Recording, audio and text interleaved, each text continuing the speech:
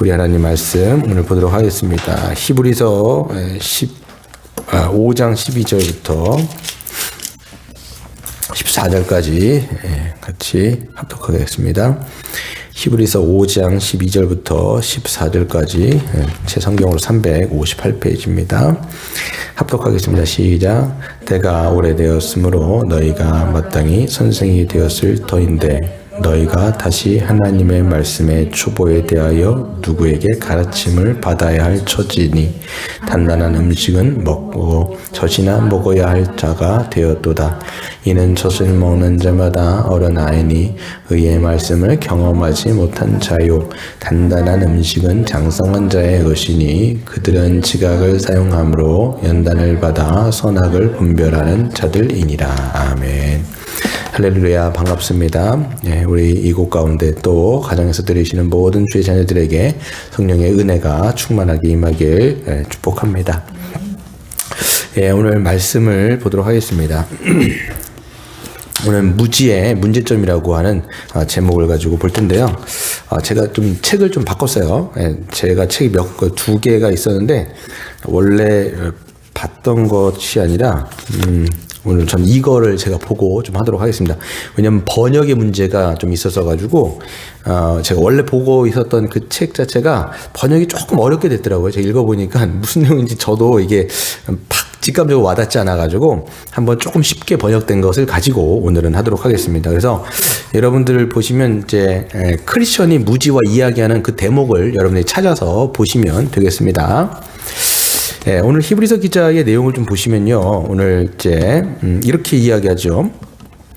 때가 오래되었으므로, 이게 뭐냐면 신앙생활이 너희가 오래되었는데 너희가 마땅히 선생이 되었을 터인데, 그러니까 신앙생활을 뭐 30년, 40년 이렇게 하면 선생되어지는 위치가 있지 않습니까? 왜냐하면 신앙의 어른이 돼야 된다라는 거예요. 그래서 지식적으로도 그렇고 삶의 모습도 그렇고, 이게 그러니까 누군가를, 어린 아이들을 가르쳐야 되는데 그러지 못하다라고 이야기를 하는 거예요, 지금. 그래서 약간 책망조가 있습니다. 그래서 우리가 20년, 30년, 그러니까 여러분 우리가 어떤 일반적인 분야에서 뭔가를 여러분 30년, 40년을 우리가 뭐 공부했다고 하거나 거기서 몸을 담았다 싶으면 우리는 거의 프로페셔널 수준이 될 겁니다. 근데 이상하게 신앙이 안 그래요.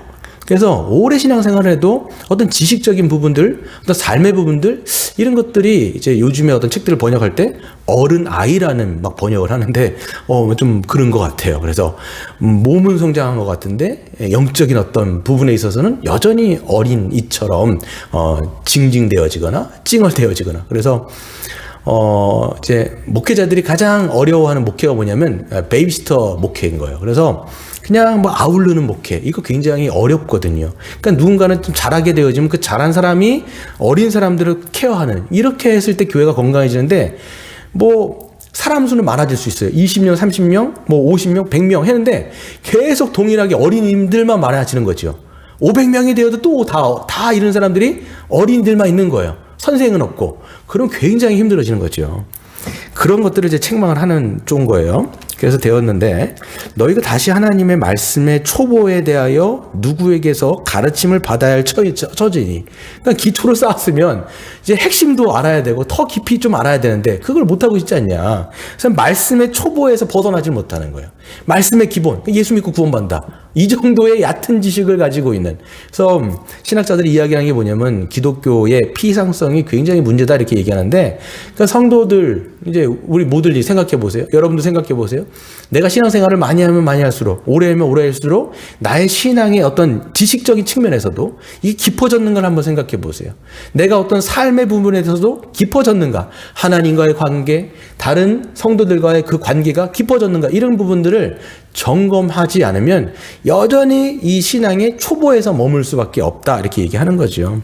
그래서 보시면 단단한 음식은 못 먹고, 그러니까 어른이 되었으면 애기들이야 당연히 씹어서 주거나, 이게 뭡니까, 그 막 죽 같은 거 먹잖아요. 이렇게 미음 같은 거, 뭐라 그랬죠? 이유식 이런 걸 먹는데 이건 어린애들이 먹는 거예요. 장성한 사람들은 딱딱한 그 음식을 먹어야 된다는 거죠. 단단한 음식은 근데 못 먹어. 그러니까 조금만 어렵게 설명을 하거나 어떤 성경에 나와 있는 약간 어렵지도 않지만 약간 조금 어떤 내용들을 얘기하면 이해를 못하는 거, 이게 이제 단단한 음식을 못 먹는 겁니다. 근데 먹어야 할 자가 되었는데 왜 이렇게 못 먹냐 이렇게 얘기하는 거죠. 13절 이는 젖을 먹는 자마다 어린아이니 그랬어요. 의의 말씀을 경험하지 못한 거예요. 이게 어렸을 때는 어린아이에 맞게, 청년이 되면 청년에 맞게, 그 다음에 좀 더 어린 되면 그 맞게 먹어야지 우리가. 그래서 단단한 음식은 장성한 자의 것이니, 그렇죠? 그들은 지각을 사용하므로, 여기 기독교는요 지각, 이성, 하나님이 주신 이성을 잘 사용해서 생각해야 돼요.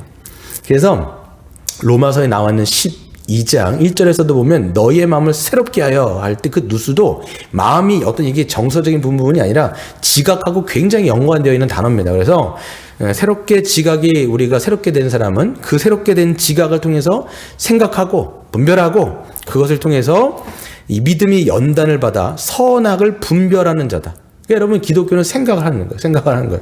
하나님의 말씀을 가지고 베레아 교인들처럼 이것이 진리인가 그렇지 않은가를 계속 상고하여 보는 생각을 잘 하는 거죠. 그래서 이것을 통해서 믿음이 더 연단되어져야 된다라는 것들을 말씀을 드릴 수 있어요. 근데 이 한국교회가 그러니까 여러분 믿음, 복음이라고 하는 것은요 단순하게 예수 믿고 구원받다.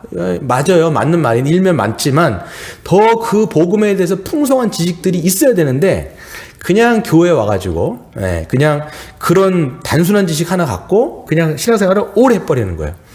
그러면 이제 계속 어린아이로 있을 수밖에 없는데 문제는 뭐냐? 성도들이 자기는 그냥 구원에 대해서 구원받았다라고 자기 안에 확신을 해버리고 신앙생활을 하는데 문제가 있는 거예요. 복음의 깊이도 없고 삶의 깊이도 없는데 나는 구원받았다. 이런 확신을 자기 스스로 그냥 가져버려요. 그리고 목회자도 세례를 그냥 줘버리기 때문에 그냥 그 구원에 대해서 점검도 하지 못하고 복음에 대해서 다시 한번 생각할 기회도 놓치게 되어지는 그런 일들이 있다라는 것이죠. 이런 면에 있어서 우린 잘 생각해 봐야 돼요. 제가 이제 철로역정을 읽고 이제 이 일부가 거의 끝나가요. 이제 다음 주면 이제 거의 천성문에 지금 거의 다 달았거든요. 근데 저는 존 버년이 어떤 생각으로 또다시 이 무지라고 하는 사람을 등장시켜서 회심에 대해서 다시 또 재차 점검하는지를 우리 생각해 볼 필요가 있어요. 지난 시간에 기억 나시나요? 소망이 회심의 이야기를 쫙 풀어가잖아요. 그리고 그 회심의 이야기를 통해서 구원의 문제를 던지는 거예요. 정말 당신들 회심했습니까? 라는 것을 철로역정에서 저 한 번에 던지고 있다면 또 이제는 끝날 만도 한데 무지라고 하는 사람, 여러분 무지가 누구냐면 이그노런스예요. 그러니까 무식하다는 얘기예요. 그러니까 남의 얘기를 안 들어요, 이 사람이. 자기가 갖고 있는 그냥 자기의 편견, 자기의 프리즘으로 그냥 다 걸러 듣거나 크리스천하고 대화해도 안 들어요. 그래서 무지라고 얘기하는 거예요. 무지. 근데 이 사람도 오랜 신앙생활을 하고 있었어요. 근데 이 사람의 면모를 보여주면서 존 버년 뭘 보여주는 거냐? 정말 회심한 거 맞습니까? 이거를 또다시 질문하는 거예요. 어디? 천성문이 지금 거의 다 달았는데 또다시 질문하는 거예요. 그 정도로 복음의 문제는 굉장히 중요하고 구원의 문제도 굉장히 중요하고 제일 중요한 게 이 믿음, 우리가 가지고 있는 믿음이 진짜냐 거짓인가를 계속적으로 점검하지 않으면 천성문에 못 들어간다는 거예요. 네. 여러분 이 1600년도에 이 청교도 시대에 굉장히 교회의 영광스러운 시대였어요. 이 시대가. 그럼에도 불구하고 그러니까 성도들 수준이 높았다고요. 그때도 불구하고 믿음의 문제를 굉장히 수준 높게 다루고 있어요. 근데 지금은요, 교회의 영광을 사실 잃어버린 시대고요. 그렇기 때문에 교회 안에서도 교육이 제대로 이루어지지 않는 시대에 우리는 살고 있단 말이에요. 그렇기 때문에 믿음에 대한 점검을 잘 교회도 시켜주지 않기 때문에 우리가 스스로 이런 것들을 보면서, 물론 우리 교회는 이제 이걸 계속 그렇기 때문에 여러분에게 계속 말씀드리는 거예요. 정말 회심한 사람 맞습니까? 정말 나는 성령으로 거듭난 사람 맞습니까? 정말 복음의 지식에 대해서 우리가 정말 잘 알고 믿고 있냐? 이런 것을 우리 스스로 점검받지 않으면 우린 마지막에 천성문에 딱 섰을 때 아니네. 이렇게 되면 큰일 난다라는 거예요. 신앙생활을 했는데 맨 마지막에 했을 때 주님께서 내가 널 모른다 이렇게 하면 끝인 거예요. 그러니까 여러분 스스로 계속 점검하셔야 돼요. 저도 마찬가지고요. 보겠습니다. 본론. 그래서 구원의 확신과 마음의 확신인데요. 이제 책을 좀 보호하겠습니다. 이제 보시면 이 무지라는 사람이 처음 등장한 게 아니에요. 예, 지지난번에 한번 등장했다가 잠깐 스쳐 지나갔는데 이 사람이 지금 다시 재회를 해가지고 만나는 장면입니다. 그래서 크리스찬과 소망이 막 앞에 가고 있는데 뒤에 누군가가 따라와요. 딱 보니까 무지 그 사람인 거죠. 근데 딱 보면 이 사람이 이 둘이가 이제 기다릴 만다 한데 이 무지라는 사람이 그 순례자들과 좀 섞기가 싫었던 것 같아. 그거를 두 사람이 눈치를 챘어요. 아, 지금 저 사람이 우리랑 같이 가기 싫어갖고 일부러 저렇게 늦게 오는구나 이렇게 생각하고, 그럼에도 불구하고 크리스찬이 무지라는 사람이 너무 불쌍해서 저렇게 무지 알지 못한 상태로 신앙생활하는 게 너무 불쌍해갖고 기다려서 같이 대화를 하면서 저 사람의 믿음을 점검해 주려고 지금 하고 있는 내용입니다. 그래서 무지가 같이 도착을 했어요. 도착을 해가지고 얘기하죠. 크리스찬이 얘기하는 거, 왜 혼자 오세요? 그랬더니 무지가 좋은 친구가 없어서 혼자 가는 편이 낫죠. 이렇게 얘기하는 거죠. 그래서 크리스찬이 얘기합니다.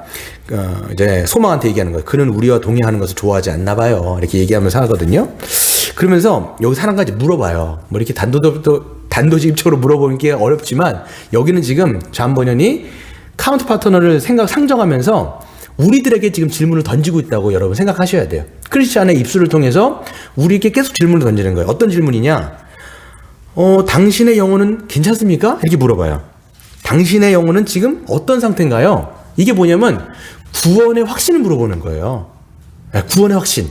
당신 정말 구원받은 건 맞습니까? 이거를 이제 물어보는 거죠. 그랬을 때 무지가 뭐라고 얘기하면 전 좋아요. Very good. 아주 좋습니다. 그 근거가 뭐냐면 저는 언제나 선한 생각하거든요. 이렇게 얘기하는 거예요. 그 선한 생각 때문에 마음의 위안도 받아요. 여러분 문제가 뭐냐면 이 구원의 확신의 근거를 자기 어떤 선한 마음, 선한 생각, 나는 날마다 어떤 선한 생각을 하면서 살기 때문에 나는 구원받은 사람이야 라는 생각을 좀 하는 것 같아요. 그랬을 때 물어보죠. 크리스찬이 선한 생각이란 뭐예요? 당신이 하는 생각이 좋은 생각은 뭐지요? 그거에 당연히 하나님과 하나님 나라에 관한 그런 선한 생각이죠. 어떻게 말하면, 지금으로 말하면 영적인 것들을 자기는 생각한다고 얘기하는 거예요. 그랬더니 크리스찬이 뭐라고 얘기하냐면, 그런 거요? 그런 거는 마귀들도 그리고 불신자들도 그런 것을 생각하거나 동의합니다. 여러분 이거를 이제 달려 있는 이제 문구가 있는데 그게 바로 야고보서 2장 19절이에요. 이렇게 보면 네가 하나님은 한 분이신 줄을 믿느냐? 잘하는도다. 귀신들도 믿고 떠느니라. 그러니까 귀신들도 하나님이 어떤 분이신 줄 알고 그렇다라는 거예요, 지금. 그러니까 당신이 선하다고 생각하는 그런 것들, 그건 믿지 않는 사람들도, 또 때로는 마귀들도 당연히 동의한다라는 거죠. 그러니까 믿음이 지금 이 사람은 동의 차원인 거예요. 동의하는 거죠. 그랬을 때도 이야기를 합니다. 무지는 저는 그런 것을 생각하고 동의할 뿐만 아니라 저는 그걸 소망까지 합니다. 저는 그런 것들을 소망하면서 마음의 위안을 받는데요. 천국을 생각하면 저 마음에 위안이 되는데요. 이런 얘기를 하는 거예요. 크리스찬이 또 얘기하죠. 우리의 순례자의 길을 가지 않는 사람들도 그 정도는 합니다. 다음에 당신의 마음을 믿지 말라는 거예요. 그러면서 무지는 또 이렇게까지 얘기해요. 저는요, 하나님 나라를 위해서 모든 것을 버렸어요. 대단하지 않습니까, 여러분? 이렇게 여러분 얘기하실 수 있어요? 이 무지처럼? 저는 하나님 나라 때문에 모든 걸 버렸다고 얘기하죠. 그랬더니 크리스찬이 얘기해요. 도대체 어떤 것을 버렸고 무엇 때문에 당신이 그렇게 버렸다고 확신할 수 있습니까? 저는 의심이 가는데요. 이렇게 물어보죠. 그랬더니 이제 무지가 또 얘기하는 거예요. 내 마음이. 문제가 여기 있는 거예요. 내 마음이 그렇게 저한테 얘기를 해주는데요. 그러니까 자꾸 뭘 얘기하냐면, 여러분 읽어보시면 자기의 구원의 확신을 주관적인 증거를 드는 거예요. 자꾸만 내 마음이 그렇다라는 거예요. 자기의 마음이 그 모든 것을 버렸다라고 얘기하는 거죠. 그래서 크리스찬이 얘기하는 거예요. 전도 잠언서의 말씀을 인용하면서 자기의 마음을 믿는 자는 미련한 사람입니다. 그렇죠. 우리의 마음이 여러분 얼마나 갈대와 같습니까? 얼마나 흔들립니까? 근데 어떻게 자기의 마음을 딱 해가지고 그것을 믿고 나는 하나님 나라를 믿는 사람이 확실해 라고 얘기할 수가 없다라는 거예요. 마음은 우리의 객관적인 증거가 아닐 수가 있고요. 또 문제는 뭐냐면 자기 기만이라는 게 있어요. 자기가 스스로 속습니다. 내 마음이 그렇게 한다라고 자기는 생각해. 나는 주를 위해서 다 버렸어. 자기는 그렇게 생각할 수 있어요. 나는 하나님 나라를 정말 믿어. 자기는 그렇게 생각할 수 있어요. 근데 남들이 봤을 때, 또 하나님 봤을 때 그게 정말인가 물어보면 아닐 수 있다라는 거죠. 그러니까 여러분 우리도 마찬가지 자꾸 이걸 읽으면서 얘기하는 게 뭐냐면 자기의 어떤 마음을 따라서 근거를 가지면 이건 굉장히 불안한 근거예요. 이 사람은 그렇다는 거지. 그랬더니 무지가 뭐라고 얘기하냐면 저는 착한 성안한 생각도 하고 그런 거 생각할 때마다 평강을 주면서 얘기한다라고 얘기하면서 또 뭐라고 얘기하냐면 자기에게는 자기의 마음과 또 생활이 일치한다는 거예요. 나는 그렇게 선한 생각도 많이 하고 또 내 삶도 굉장히 선한 삶을 추구한다. 그래서 마음도 삶도 일치가 되고 있다. 근데 그것도 어떤 증거냐? 자기의 마음이 그렇다라는 거예요. 네. 그러니까 크리스천이 얘기하죠. 자기가 도둑인지 아닌지를 다른 사람에게 물어봐야 알지 자기 스스로 그렇게 판단하면 어떻게 그게 생각이 맞습니까? 라고 얘기를 하지요. 그러면서 크리스천이 중요한 얘기를 해요. 자기의 마음은 기준이 되지 않습니다. 하나님의 말씀이 기준이 되는 거지 어떻게 자기의 마음이 기준이 됩니까? 그래서 하나님의 말씀이 증명해 주지 않으면 다른 증거는 하나도 소용없다라는 거예요. 저와 여러분 한번 생각해 볼까요? 우리의 마음이 나는 그렇게 생각해. 난 구원받았다고 생각해. 늘 난 착한 생각하니까. 난 선한 생각하니까. 내 삶도 굉장히 난 선한 것 같아. 내가 교회도 잘 다니고 여러 가지 일들도 하고 있고 남들 피해도 주지 않고 도덕적으로 난 괜찮은데 자기 생각이에요. 자기 생각. 하나님이 바라봤을 때 그걸 어떻게 보실까? 하나님의 약속의 말씀이 우리에겐 어떤 기준이 될까? 이런 것들을 보지 않으면 우리도 무지처럼 이렇게 헛된 구원의 확신을 가질 수 있다라고 얘기하는 거죠. 그러면서 얘기하는 거예요. 무지가 얘기하는 거죠. 그렇다면 당신이 생각하는 선한 마음은 뭐고 선한 삶은 뭡니까? 약간 따져 물었을 것 같아요. 제가 무지라면 자꾸만 자기 아니라고 얘기하니까 여러분한테 자꾸만 누군가가 당신의 믿음은 아닌 것 같은데요. 이렇게 하면 얼마나 화딱지가 나겠어요. 이게 지금도 이런 상황인 거죠. 그래서 반문을 하는 거예요. 그럼 당신이 생각한 건 뭡니까? 이랬을 때 크리스천은 선한 생각에 대해서 여러 가지를 이야기하는데 이렇게 얘기합니다. 제가 생각했을 때 성경이 말하는 바는 자신에 관한 선한 생각과 하나님에 관한 선한 생각이 있습니다. 그런데 우리에 관한 선한 생각, 우리에 관한 저와 여러분의 우리 자신에 대한 선한 생각이 우리 마음의 근거가 아니라 이거는 하나님의 말씀의 기준을 따라서 우리 자신을 볼 때 그것이 맞춰질 때 선한 생각을 뭐라고 얘기하느냐. 이게 그래서 번역이 조금 힘들었어요. 저도. 그래서 여러분 잘 보셔야 될 것 같아요. 그냥 제가 말씀드릴 테니까 한번 따라와 보세요. 네. 그랬을 때 크리스천이 이렇게 얘기하죠. 하나님이 우리를 판단하시는 것과 똑같이 우리 자신을 보는 거예요. 이렇게 얘기하면서 다시 말하면 하나님께서는 자연 상태의 사람, 여기서 자연 상태의 사람이라고 하는 건 뭐냐면 우리가 믿지 않는 상태의 사람, 그냥 일반적인 하나님을 모르는 그런 사람의 상태가 어떠냐라고 하면 여러 가지 성경을 들지요. 로마서 3장 의인 없나니 하나도 없다. 그러니까 다 사람은 악하다는 얘기하는 거예요. 그래서 선을 행하는 사람은 한 사람도 없고 그 마음으로 생각하는 모든 계획이 항상 악할 뿐이고 사람의 마음이 계획하는 바가 어려서부터 악하다. 이 말씀을 인용하는 거죠. 하나님께서 말씀을 통해서 우리에게 주시는 기준은 뭐냐? 모든 인간은 태어나면서부터 악하다라는 거예요. 네. 어떻게 말하면 이제 맹자가 이야기했던 성악설을 얘기하는 거예요. 약간 다르지만. 그러니까 성경도 지금 성악설인 거예요. 인간은 태어나자마자 악하다는 거예요. 어려서부터 악하다라는 거예요. 이게 하나님이 인간을 보는 기준이라는 거죠. 이거 동의하냐라는 거예요. 그랬더니 무지가 뭐라고 얘기하냐면 그거요? 아주 못된 놈들이나 통하는 말이지 나는 악하다는 말에 전혀 동의가 안 되는요? 저는 선한 생각은 맨날 하고 있고 선하게 살려고 하고 있는데 내가 왜 악합니까? 나는 그 정도로 나쁜 사람 아니에요. 이렇게 얘기하는 거예요. 그러니까 하나님의 관점으로 지금 못 보고 있어요. 왜? 자기 주관적인 기준이 자꾸만 들어오기 때문이죠. 여러분 어떤지 생각해 보셔야 돼요. 그러니까 그렇다면 당신은 크리스찬 얘기하죠. 이제까지 자신에 관해서 한 번도 바르게 당신 자신에 대해서 생각해 본 적이 없어요. 그러면 여기를 여러분 지나가셔야 되는 거예요. 성경의 이 관점을. 그래서 하나님의 말씀이 우리의 생각을 판단하게 되듯이 그 말씀은 우리의 행동까지도 판단하게 됩니다. 그러면 당신이 선한 삶이라고 이야기했는데 그냥 내가 착하게 살면 선한 것 아닌가 이렇게 생각했는데 하나님께서 보실 때의 우리의 삶이 어떤가 라고 얘기했을 때 어떤 삶인가 라고 크리스천 얘기하죠.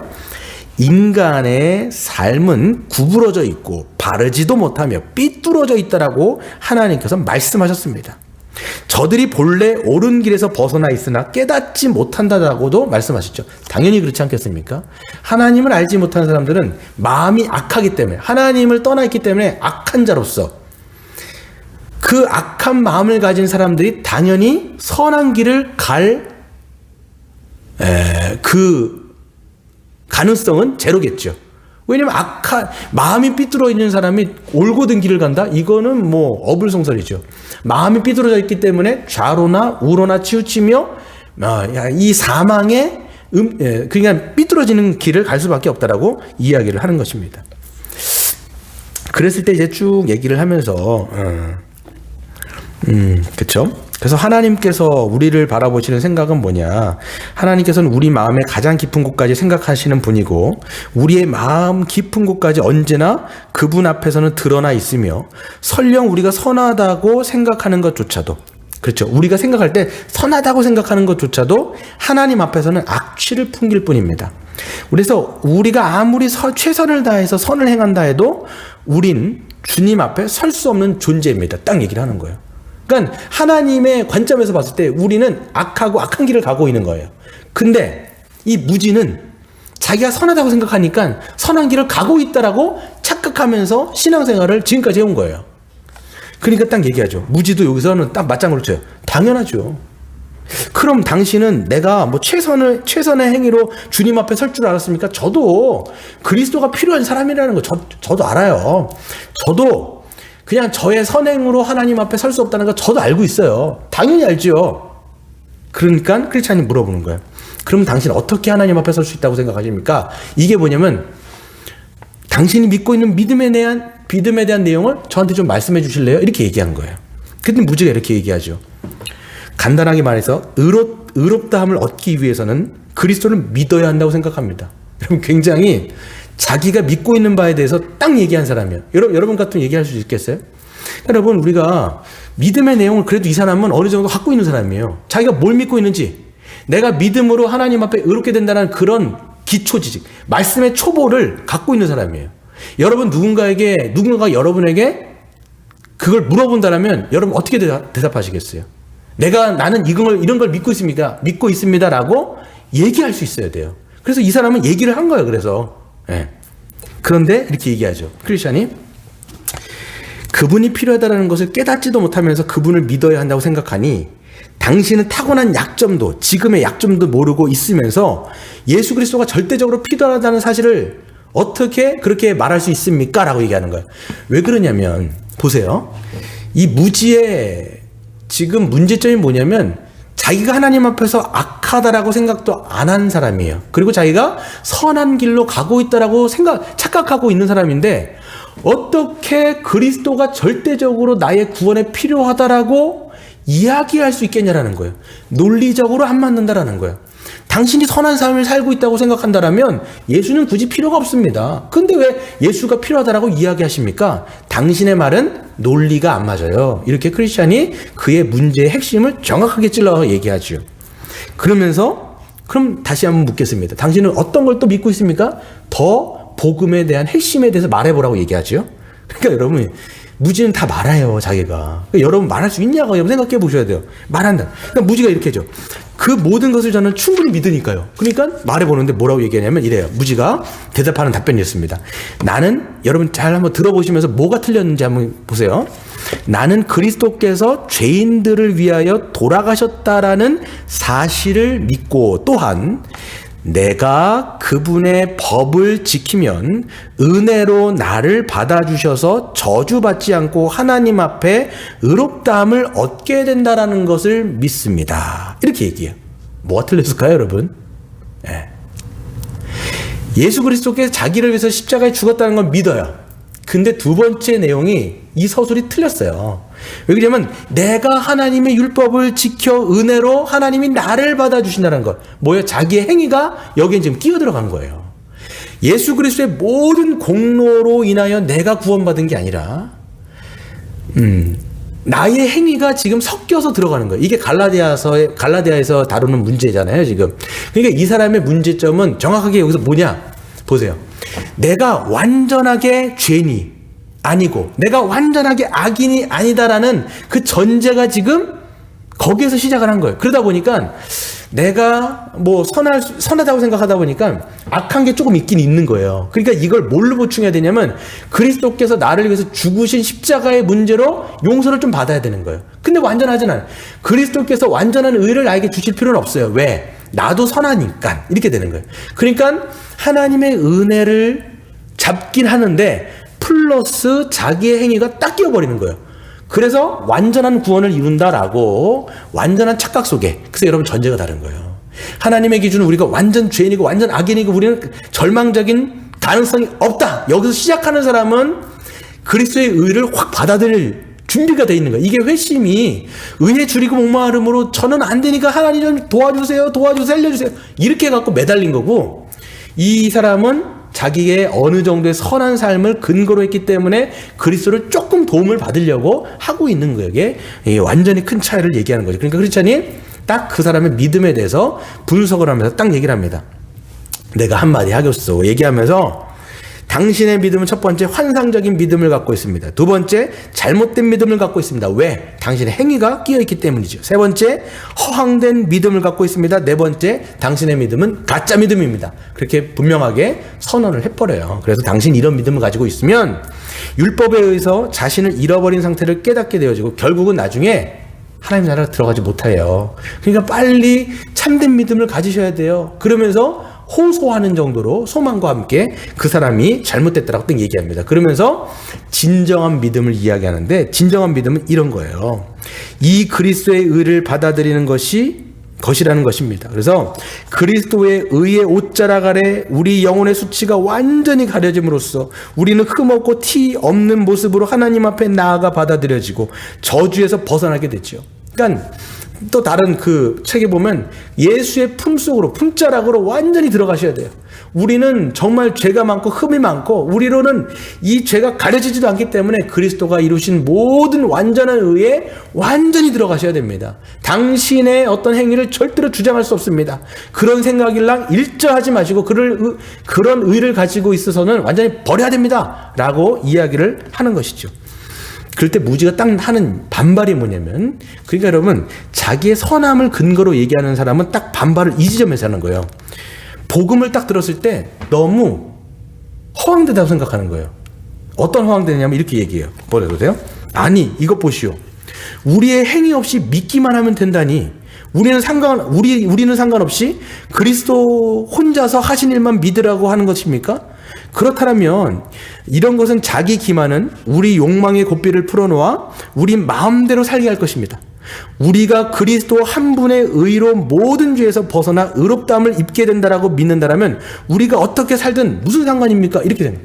다시 말해서 우리의 행위가 전혀 없이 그리스도의 모든 의로 그냥 값없이 우리가 구원받는다라는 그런 복음을 내가 믿을 수가 없는 이유가 뭐냐면, 만약에 그런 복음을 믿게 된다면 사람들이 방종할 겁니다. 이거 여러분, 복음이 전해지는 시대마다 이런 반론이 나왔어요. 언제? 루터 시대도 마찬가지였어요. 루터 시대도 루터가 복음을 딱 전했을 때 사람들은 이런 얘기를, 로마 카톨릭 사람들이 뭐라고 얘기했냐면, 아니 당신이 그런 복음 전하면 사람들은 그러면 율법이 전혀 필요 없고 자기 멋대로 살려고 할 텐데 그런 복음은 아니요 라고 얘기했어요. 그리고 이거는 루터뿐만 아니라 여러분 로마서를 읽어보세요. 사도 바울 시대도 사도 바울이 그 복음을, 진짜 복음을 딱 전했을 때 바리새인들이 뭐라고 얘기했냐? 그러면 율법은 뭔 필요가 있습니까? 사람들 그렇게 사도 바울 당신이 그런 이야기를 하면 사람들은 방종하며 살 거야. 욕망대로 살 거야. 그냥 믿기만 하면 구원받나? 그거는 아니지. 그러니까 자꾸만 사람들이 뭘 근거로 하냐면 자기의 선행을 조금이라도 끼려고 하는 거예요. 그러면 방종하지 않을 거라고 생각하는데 그거는 복음을 완전히 부셔버리는 거예요. 왜 그러냐? 복음의 핵심과 내용은 뭐냐면 우리의 완전한 악인됨, 완전히 절망적인 죄인이라는 것을 근거하여 그리스도의 의가 완전히 우리를 덮어야 우리가 구원되어지고, 그렇게 구원받은 자들은 자연적으로 믿음으로 예수 그리스도를 따라가게 되어지고 예수 그리스도의 백성들을 사랑하게 되어지는 그런 은혜로운 삶은 따라오게 되어 있다라고 참된 믿음으로 크리스찬이 이야기를 하고 있는 거죠. 그러면서 여러분, 그러면서 이렇게 크리스찬 이야기했을 때 무지가 뭐라고 이야기하냐면 뭐라고요? 소망이 이제 이렇게 얘기해요. 소망이 이렇게 얘기해요. 무지에게 혹시 하늘로부터 계시되어지는 그리스도를 본 적이 있냐고 한번 물어보십시오. 크리스찬한테 소망이 크리스찬한테 한번 물어보라고 얘기한 거예요. 뭘 얘기한 거예요? 계시, 그리스도. 소망이 왜 이런 얘기를 하냐면 소망 자신이 그렇게 예수 그리스도의 의를 갈망했는데 그것을 응답받지 못하자 끊임없이 기도했잖아요. 5번, 6번, 7번, 10번 계속적으로 주님께서 그걸 보여주실 때까지 기도했잖아요. 그리고 성령께서 그를 조명하셔서 성령으로 말미암아 거듭났을 때 마음속으로 그리스도를 보게 되어지고 그때 회심 역사가 일어났잖아요. 그러니까 그 소망이 보기에 무지는 그냥 자연인 상태인 거예요. 성령의 거듭남이 없다라고 판단되어졌기 때문에 계시를 딱 운운한 거죠. 그랬더니 크리스찬이 이 무지한테 물어본 거예요. 그런 적 있습니까? 그리스도를 정말 만난 적 있습니까? 십자가를 만난 적 있습니까? 딱 얘기하니까 무지가 뭐라고 얘기하냐면 계시 운운하게 그렇죠. 뭐라고요? 계시를 운운하면서 혹시 당신들 이단 아닙니까? 여러분 이게 1600년도. 그러니까 비국교도들이 전하는 그 복음 있잖아요. 그 진짜 복음을 국교도들은 듣고 이거 이단이다 이렇게 생각한 거예요, 사실. 예. 지금까지 여러분 참된 복음을 얘기하면 그때마다 나오는 반응이 뭐냐면 그거 이단적 사설 아니야? 이렇게 얘기하는 거죠. 그러면서 이제 말씀 반응하가 뭐냐면 그렇죠. 그래서 무지의 결론은 뭐냐면 소망하고 크리스찬이 다음 시간에 좀 연결할게요. 오늘 여기까지 좀 할 텐데 그 무지에 대해서 되게 안타까워합니다. 저 사람 거듭나지 않았구나. 그러니까 자연인 상태다 보니까 자기에게 여전히 소망을 두고 선한 마음을 갖고 있다고 생각하고 선한 양심을 갖고 있다고 자기는 착하게 살고 있기 때문에 구원을 확신하고 있는데 너무 안타까워하는 거예요. 그러면서 근데 무지는 안 들으려고 해요. 뒤에 보시면 안 들어요. 그래서 절대 듣지 않고 그 사람들 보고 이단이다 이렇게 얘기하고 당신들이 믿는 내용과 내가 믿는 내용은 틀리다, 다르다. 나는 당신들하고 절대 갈 수 없다. 그러면서 여기서 헤어지게 됩니다. 그러면서 이제 다음 시간에 보면 이제 크리스찬과 소망 이야기하면서 그의 어떤 삶에 대한 분석을 또 분석을 하는데 그건 다음 시간에 할게요. 그럼 말씀을 좀 마칠 텐데요. 여러분 한번 생각해 보세요. 우리는 어느 관점에다 놓고 이 복음의 터를 시작을 하는지 완전히 하나님의 말씀의 기준으로 보게 되어지면 우리가 정말 구원받을 수 없는 절망적인 죄인이다. 여기에서 우리 자신을 보는 자만이 절대적으로 그리스도가 필요하기 때문에 믿음으로 그리스도를 구하는 자가 되어져서 참된 믿음으로 나아가는데 자기의 선함에 어떤 조금이라도 그 일말의 자기 어떤 선함에 대해서 이것을 가지고 구원의 근거를 잠깐만 삼으려고 하시는 분들은 하나님의 은혜도 조금 취하고 나의 행위도 조금 취하면서 이걸 만들어갈 이걸 자꾸만 합쳐가지고 어떤 구원을 이루려고 하다 보니까 맨 마지막에 천성문에 갔을 때는 그리스도를 부인하게 되어지는 그런 일들이 일어나는 거죠. 우리의 삶을 보면서 정말 나는 어떤 터 위에 세워져 있는 믿음인가, 참된 믿음인가, 거짓 믿음인가를 점검하시고 우리 하나님 앞에 은혜를 구하는 저와 여러분 되셨으면 좋겠습니다.